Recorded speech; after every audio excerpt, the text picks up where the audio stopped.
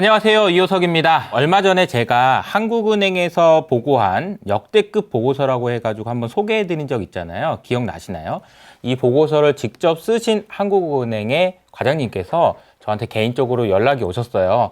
좋은 보고서 좀 영상으로 소개해줘서 너무 고맙다 라고 이야기하시면서 이번에 2023년 한국은행에서 지역경제 심포지엄을 하는데 이거 좀 홍보 좀 해줘라 라고 이야기를 해주시더라고요. 그래서 저도 관심 많은 분야인데 저도 한번 가보고 싶습니다 라고 해서 직접 이렇게 행사에도 참여하고 이창용 총재님도 직접 보기도 했습니다. 날씨가 너무 좋더라고요. 여러분들도 잘 아시는 것처럼 최근에 김포가 서울로 편입된다 라고 해가지고 논란이 된 적이 있었죠. 그래서 이게 김포가 편입이 되게 되면 야, 서울특별시가 이상한 모양이 되는데 이런 이야기들도 나오고 야, 이러다가 우리나라가 대한민국이 아니고 서울국 되는 거 아니냐. 그래서 서울국의 행정지도가 강북구, 강남구, 충청구, 경상구, 전라구, 그 다음에 이제 울릉구 이런 식으로 나올 수도 있는 거 아니냐라는 우스갯소리가 나오기도 했습니다. 근데 사실 이런 논의를 하기 위해서는 지역경제의 현 주소에 대한 고민이 먼저 선행되어야 될 것 같습니다. 실제로 한국은행에서 주최한 2023년 지역경제 포럼에서 나왔던 이야기들을 보면은 저도 이 문제의 심각성에 대해서 다시 한번 생각해 보게 되는 그런 계기가 됐던 것 같습니다. 우선은 저출산하고 고령화 문제부터 이야기를 해보도록 하죠. 여러분들도 많이 들어보셨겠지만 0.78명, 이게 우리나라의 합산 출산율입니다. 이미 잘 알려져 있는 숫자이기도 하고 너무나도 충격적인 소식이기도 하죠. 그런데 오늘은 제가 저출산의 문제를 이야기할 때 여기 있는 인구 부양 비율이라는 개념을 소개해 드리려고 합니다. 인구 부양 비율이라는 것은요, 누군가의 부양을 받아야 되는 피부양 인구의 숫자를 일을 하는 생산 가능 인구수로 나눈 것을 의미합니다. 예를 들어서 우리나라에 생산 가능 인구가 100명 있다고 해볼까요? 그런데 부양해야 되는 인구가 50명 있다라고 하면은 생산 가능 인구 한 명당 0.5명씩의 인구를 부양해야 된다라고 해서 인구 부양 비율이 나오는데요. 아마도 많은 분들이 최근에 인구 부양 비율이 높아지고 있다라는 이야기는 들어보셨을 것 같습니다. 인구 부양 비율이 높아졌다라는 것은 생산 가능 인구인 15세에서 64세 청장년들이 부양해야 되는 인구가 많아졌다라는 것을 의미할 텐데요. 이쯤에서 제가 이런 질문을 한번 드려보도록 하겠습니다. 그렇다면은 인구 부양 비율은 언제부터 높아지기 시작한 걸까요? 좀 최근에 많이 높아지고 있다고는 하는데 언제부터일까요? 라는 질문을 해보면요. 정확하게 인구 부양 비율이 높아지기 시작한 것은 2012년부터였습니다. 그렇다면 그 전엔 인구 부양 비율이 2012년부터 높아졌다는 얘기는 그 전에는 낮아졌다라는 얘기인데, 그럼 여기서 질문 하나 더 던져볼게요. 지금 2023년이죠. 그리고 2012년부터 올라가기 시작했다라고 했고요. 그러면 1970년대랑 비교해보면은 둘 중에 어떤 게 더 높았을까라는 질문을 한번 던져볼게요. 여러분의 생각은 어떠신가요? 정답은 현재는 100명당 50명씩 부양해야 되는 인구 부양 비율을 가지고 있는데요. 1970년대에는 무려 80명을 부양해야 되는 상황이었으니까 현재보다도 1970년대가 인구 부양 비율이라는 관점에서 보면 훨씬 더 심각한 상황이었다라는 걸 의미하죠. 근데 어떻게 된 걸까요? 이 그림에서 보시는 것처럼 인구 부양 비율은 1970년대에는 0.8을 넘었지만 2012년까지 계속해서 낮아졌고 2012년부터 증가하기 시작했다는 것을 확인할 수 있습니다. 그 이유를요, 이 그림으로 아주 심플하게 설명할 수 있을 것 같습니다. 1960년대, 70년대에는 부양해야 되는 대상이 유소년이었습니다. 그러니까 이때는 아이를 너무 많이 낳으니까 부양해야 될 아이들이 많았던 것이고요. 최근에는 노년 부양비가 굉장히 높아지고 있다는 것을 보여주고 있는 그림이죠. 현재 수준에는 이 정도니까 노인을 부양해야 되는 인구수가 유소년을 부양해야 되는 인구수보다 훨씬 더 많아지기 시작했던 시점이고, 이 그림에서 보시는 것처럼 1967년이 되게 되면 부양비는 총 120명, 그러니까 생산 가능 인구 100명당 120명을 부양해야 되는 좀 심각한 상황이 된다라는 것을 보여주고 있는 그림이죠. 이 그림이 어떻게 보면 인구 부양비의 구성 변화, 그러니까 유소년을 부양하느냐 아니면 노년을 부양해야 되느냐, 이 구성비의 변화가 저출산과 노령화의 문제를 여과 없이 보여주는 것 같다라는 생각도 하게 됩니다. 자, 그러면은 고령화의 원인은 무엇일까요? 라는 질문에 대한 대답을 할 차례입니다. 고령화의 원인은 평균 수명이 증가했기 때문입니다. 그런데 곰곰이 생각해보면 그렇다면은 평균 수명이 증가해서 고령화가 된 것이라면 고령화가 진짜 문제는 맞는 건가? 라는 생각을 하게 되죠. 왜냐하면은 평균 수명이 증가했다는 것은 그만큼 좋은 일일 테니까요. 문제는 많아진 노인들을 부양할 수 있는 청장년층이 너무나도 부족해진 것에 있다라고 볼 수 있을 것 같습니다. 그럼 평균 수명이 얼마나 증가했는지를 보여드리기 위해서 예시를 들어서 설명을 해볼게요. OECD 가입 시점을 기점으로 해서 평균 수명이 어떻게 증가했는지를 보여주고 있는 그림인데요. 예를 들어 보겠습니다. 1950년대에 출생하신 분이 우리나라에 850만 명 정도 되더라고요. 이분들 중에 상당수가 20대의 청년이 됐던 1970년대에 전쟁도 있고 하다 보니까 돌아가시기도 해서 850만 명이 690만 명까지 인구가 줄어들었습니다. 그때 당시에 있었던 690만 명의 1950년대생은 이런 생각을 하셨을 거예요. 현재 우리나라의 평균 수명이 59세 정도 되니까 그럼 앞으로 나는 40년 정도 더 살 수 있겠구나. 그러면 지금이 1970년이니까 2010년이 되면 그래, 평균적으로는 내가 이 세상 사람이 아닐 수도 있겠군. 이런 생각을 하시면서 생활을 하셨겠죠. 그런데 놀랍게도 40년이 아니라 50년 이상 지난 지금 현재 기준으로 살아계시는 1950년대생의 숫자는요, 놀라지 마세요, 무려 550만 명이나 됩니다.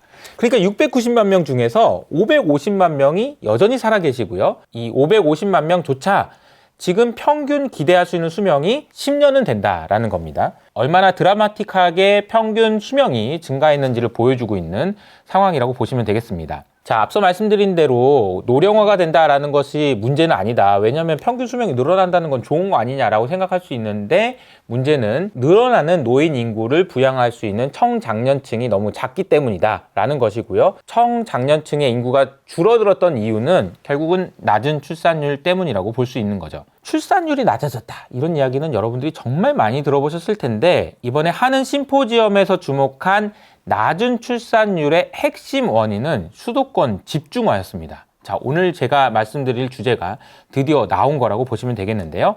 한국의 수도권 집중화, 이게 언제부터 문제가 됐던 거고 얼마나 심각한 상황일까요? 라는 질문에 대해서 설명을 드려보도록 하겠습니다. 아래 그림은 인구수가 5천만 명 이상이고 GDP 수준이 3만 불 이상인, 그러니까 쉽게 말하면은 규모도 좀 있고 잘 사는 나라를 상징하는 30, 50 클럽 가입 국가들이 수도권에 얼마나 집중되어 있는지를 보여주고 있는 장표입니다. 보시는 것처럼 GDP를 기준으로 보면은 수도권 집중화의 정도는 대부분의 나라에서 20% 이하를 기록하고 있다는 것을 확인할 수 있습니다.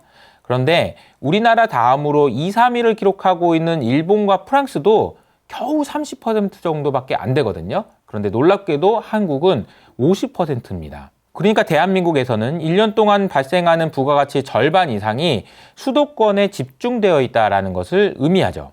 진짜 수도권의 집중화가 심각하긴 하네요. 그런데 여기서 또 한 가지 질문을 드려보도록 하겠습니다. 수도권 집중화의 문제가 가장 심각했을 때는 언제였을까요? 라는 질문인데요. 많은 분들이 수도권 집중화? 최근에 심각해지는 거 아니야? 라고 생각하실 수 있는데 정답은 1960년대에서 70년대가 되겠습니다. 1960년대 가장 이야기가 많이 됐던 용어 중에 하나가 이촌향도라는 말이었는데요. 어촌, 농촌을 떠나서 도시로 이동하는 현상을 이촌향도라고 이야기를 합니다. 그럼 이촌향도라는 현상이 얼마나 심각한지를 여과없이 보여주는 숫자가 또 하나 있거든요. 이것은 서울과 수도권에서 연간으로 인구가 얼마나 많이 증가했는지를 보여주는 인구 증가율을 보시면 되는데요. 자, 이 그림에서 보시는 것처럼 1950년대, 60년대에는요. 서울의 인구 증가율이요. 무려 55%에 육박했습니다. 이게 진짜 대단하지 않나요? 아니, 작년에 비해서 서울에 사는 인구가 50%가 증가한 거야. 한 해에만. 그러니까 지금 우리로 따지면 1,000만 명의 인구가 생긴다고 한다면 500만 명의 인구가 한 해에 생겨나는 겁니다. 그만큼 서울과 수도권으로의 인구의 대이동은 지금으로서는 상상할 수 없을 정도로 당시에는 심각했다라는 건데요. 자, 이번 심포지움에서요, 1972년 당시의 시대상을 보여주는 아주 재밌는 그림이 있었는데요. 그 그림에 나온 단어가 무작정 상경자 상담소라는 것이었습니다.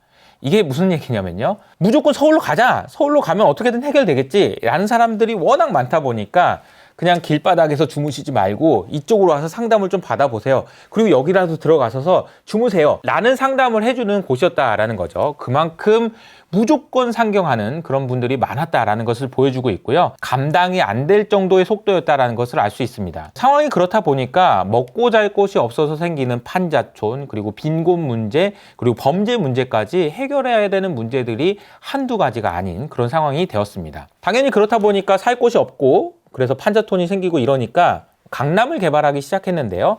여러분들이 영화를 보셨는지 모르겠지만 강남 1970 영화를 보시면 이민호와 김래원이 강남을 개발하기 위해서 얼마나 처절한 활동들을 했는지를 확인할 수 있습니다. 1970년대 강남이 개발되면서 어느 정도 광북의 과밀 현상이 해소되긴 했지만 그래도 여전히 부족했던 거죠. 50%씩 인구가 증가하니까 해결할 수 있는 방법이 없었는데요. 다행히 영기 신도시라고 불리는 목동과 상계, 그리고 일기 신도시라고 불리는 분당과 일산도 개발되기 시작했습니다. 어떻게 보면 일기 신도시, 그리고 이기 신도시가 생겨난 것들의 배경에도 1960년대부터 본격적으로 시작된 수도권 집중화가 원인이었다라는 것을 알 수 있습니다. 자, 이번 심포지엄에서 제가 가장 인상적으로 봤던 포인트를 지금부터 설명드릴 텐데요. 지방이 소멸하는 현상이 1915년을 기점으로 해서 완전히 바뀌었다라는 내용입니다. 이 내용을 설명드리기 위해서 우리가 GDP라고 알고 있죠? 한 나라가 한 해 동안에 생산되는 부가가치의 총량을 GDP라고 이야기하는데요. GRDP라는 개념도 있습니다. 이 GRDP는 지역 내 총생산이라고 이야기하고요. 일정 기간 내에 일정 지역 내에서 새롭게 창출되는 부가가치의 총합이라고 이야기할 수 있고요. 쉽게 설명하면 그냥 시도별 GDP라고 생각할 수 있을 것 같습니다. 이 시도별 GDP를 계산해 보면은 경제적인 관점에서 수도권으로 집중화가 얼마나 빠르게 진행되는지 여부를 확인할 수 있는 그림인데요. 자, 이 그림을 한번 보시면요. 수도권의 비율은 1960년대 20% 수준에서 2000년대 초반에 50% 수준까지 매우 빠르게 증가하고요. 2000년대 초반에 50%를 달성한 이후로는 수도권의 비중이 2015년까지는요. 무려 한 15년 동안에 거의 움직임이 없었습니다. 그런데 이 수도권이 차지하는 경제의 비중이 50%를 뚫고 올라간 시점이 있는데 그게 공교롭게도 2015년이었었고요. 2015년 이후로는 수도권의 비중이 계속해서 증가하고 있다는 것을 확인할 수 있습니다. 2015년에 도대체 무슨 일이 있었길래 이런 현상들이 나왔던 걸까요? 당시 우리나라에서도 많은 일이 있었지만 오늘 제가 소개해드리고 싶은 것은 2013년부터 시작된 미국의 셰일 오일 생산이었습니다. 미국의 셰일 오일 생산됐는데 우리나라의 지역 경제에 어떤 영향을 준 거지? 라는 생각을 하실 수 있는데요. 지금부터 제가 자세히 소개해 드리도록 하겠습니다. 이 그림에서 보시는 것처럼 미국의 원유 생산량은 1920년대부터 70년대까지 계속해서 증가하기만 했습니다. 그런데 원유 소비는 계속 증가했는데 원유의 생산량은 1970년대를 기점으로 해서 2012년까지 계속해서 하락하기만 했습니다. 보시는 것처럼 하루에 평균 되는 생산량이 1000만 배럴 정도 됐었는데 이것이 절반 가까이 떨어졌다라는 것을 확인할 수 있습니다. 그런데 갑자기 2012년부터 미국의 원유 생산량이 급증하기 시작합니다. 이때 셰일 오일이 개발됐던 거죠. 이 상황을 놓고 전 세계 원유 시장이 깜짝 놀랄 수밖에 없었습니다. 그도 그럴 것이 겨우 500만 배럴 정도 생산하던 미국에서 갑자기 1000만 배럴 이상 생산하다 보니까 그리고 전 세계에서 원유를 가장 많이 생산하는 사우디보다도 원유 생산량이 늘어나다 보니까 당황할 수밖에 없는 거죠. 공급이 늘어나게 되면 당연히 가격이 하락하기 마련입니다. 이렇게 가격이 하락하게 되면 우리가 알고 있는 사우디를 중심으로 한 오펙 회의에서 오펙 플러스 회의에서 아마 모일 겁니다. 자, 이게 가격이 계속 하락하면 안 되니까 우리 감산을 하자라는 이야기를 했을 것 같지만요. 아이러니하게도 2015년에는 사우디에서 감산을 하지 않고 오히려 증산을 했는데요. 그 상황을 보여주고 있는 그림이 이 그림입니다. 이 사우디 왕자로 보이는 사람들이 미국의 셰일 오일을 상징하는 이분이죠. 이분이 림보 게임을 하고 있는데 야, 오일 가격 얼마나 내리면 네가 그만 포기하는지 한번 보자. 더 내려볼까? 더 내려볼까? 하면서 오히려 증산을 했던 거죠. 사우디가 이렇게 증산을 하다 보니까 원유 가격은 계속해서 낮아지게 됩니다. 얼마나 낮아졌냐면요. 2010년대 초반에만 해도 100불 정도 수준을 계속해서 유지하던 유가가 2015년에 사우디에서 증산을 한다라는 이야기가 나오고 나서 단 1년 만에 25불까지 떨어집니다. 그러니까 100불에서 25불이니까요. 정확하게 4분의 1 토막이 난 거예요. 잠깐만, 우리가 지금 지역 소멸 이야기하고 있지 않았나요? 갑자기 셰일 오일 얘기 나오더니 사우디 얘기 나오더니 유가 얘기 나왔어요. 그런데 왜 이것이 지역 소멸과 연결되어 있는지 지금부터 설명드려 보도록 하겠습니다. 우리나라 지도를 잘 보시면 포항에 있는 포스코, 철강 회사죠. 그리고 울산에 있는 정유 화학 공장, 그리고 자동차 회사들, 대부분의 지방에 있는 공장들은 어떻게 보면은 중후장대 기업들이라고 볼 수 있고요. 소위 말하는 유형 자산을 기반으로 한 생태계를 유지하고 있는 회사들입니다. 그리고 이 기업들은 대부분 유가가 올라갈 때 좋은 기업들이라고 볼 수 있어요.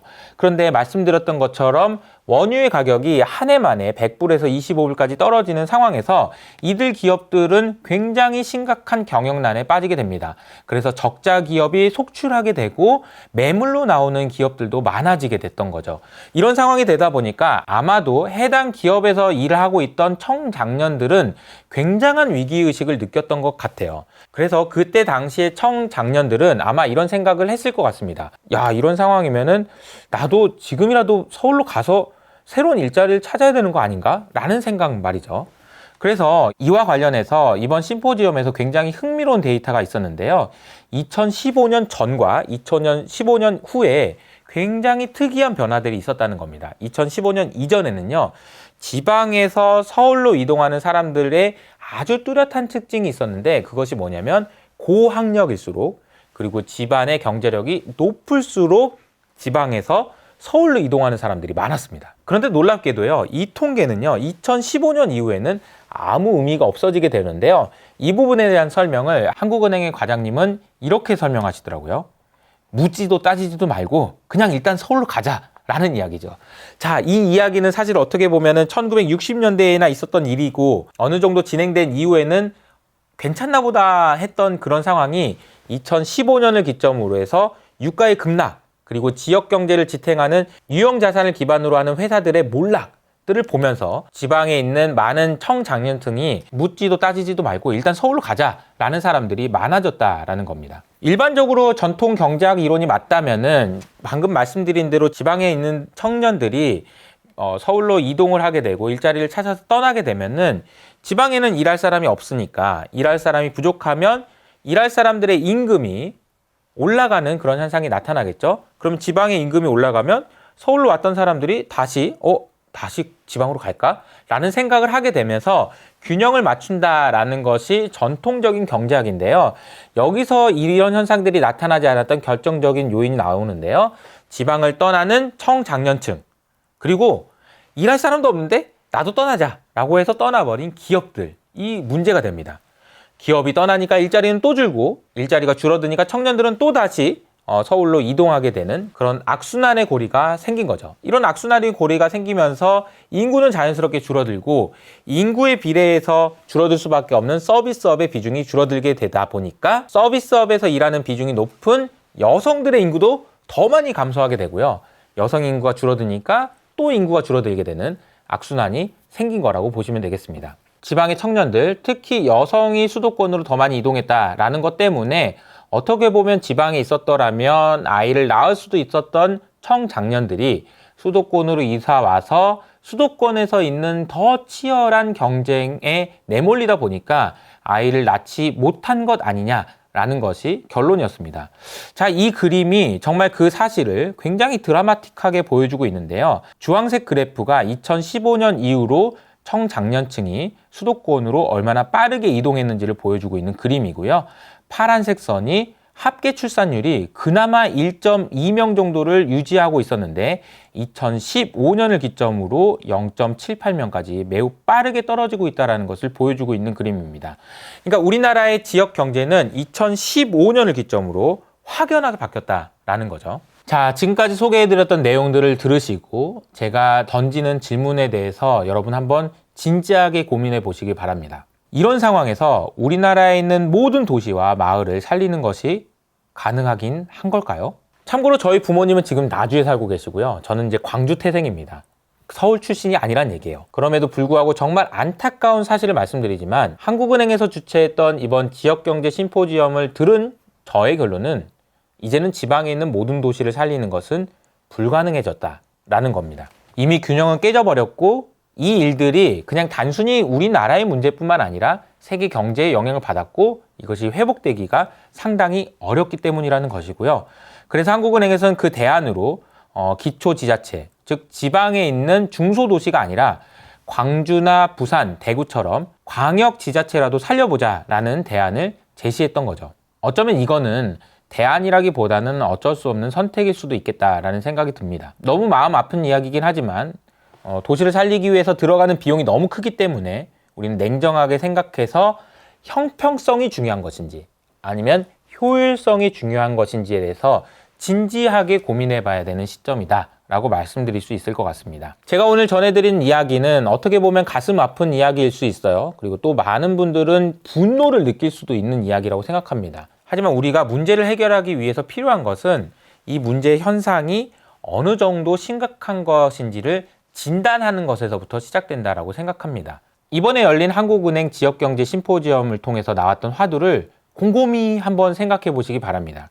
우리는 이제 모든 도시를 살릴 수가 없습니다. 그리고 이 부분에 대해서 늦었지만 진지하게 고민해 봐야 될 때입니다. 한국은행의 이창용 총재는 행사가 시작하기 전에 이런 말씀을 하셨어요.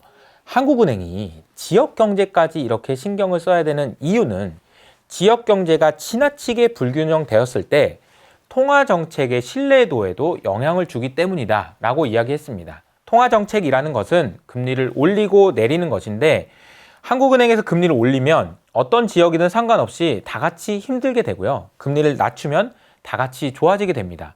그런데 문제는 지역마다 경제의 편차가 너무나도 심하다 보니까 모두에게 동일하게 적용되는 금리의 인상과 인하가 지역 경제에는 미치는 영향이 너무나도 달라져서 불만과 불평이 나올 수밖에 없다라는 것이 한국은행 총재님의 설명이었습니다. 자, 오늘 설명드렸던 지역 경제의 심각한 불균형, 그래서 지방 소멸이라는 이야기는 출산율의 저하, 그리고 심각한 노령화 뿐만 아니라 한국은행의 통화정책의 신뢰성에까지 영향을 준다라는 것이고요. 우리나라 경제에 정말 큰 영향을 준다라고 보실 수가 있을 것 같습니다. 우리나라가 나아가야 될 방향에 대해서 고민해 볼 수 있는 시발점이 어떻게 보면 지역 경제의 불평등을 어떻게 해소해야 되는지에 대한 고민에서부터 출발하는 것 아닐까라는 생각이 듭니다. 오늘 제가 전해드린 이 화두는 어떤 분들은 찬성하실 수도 있지만 어떤 분들은 굉장히 불편하실 수도 있을 것 같아요. 여러분들의 의견을 댓글로 남겨주시면 이 부분에 대해서 저도 다시 한번 깊이 고민해 보도록 하겠습니다. 감사합니다.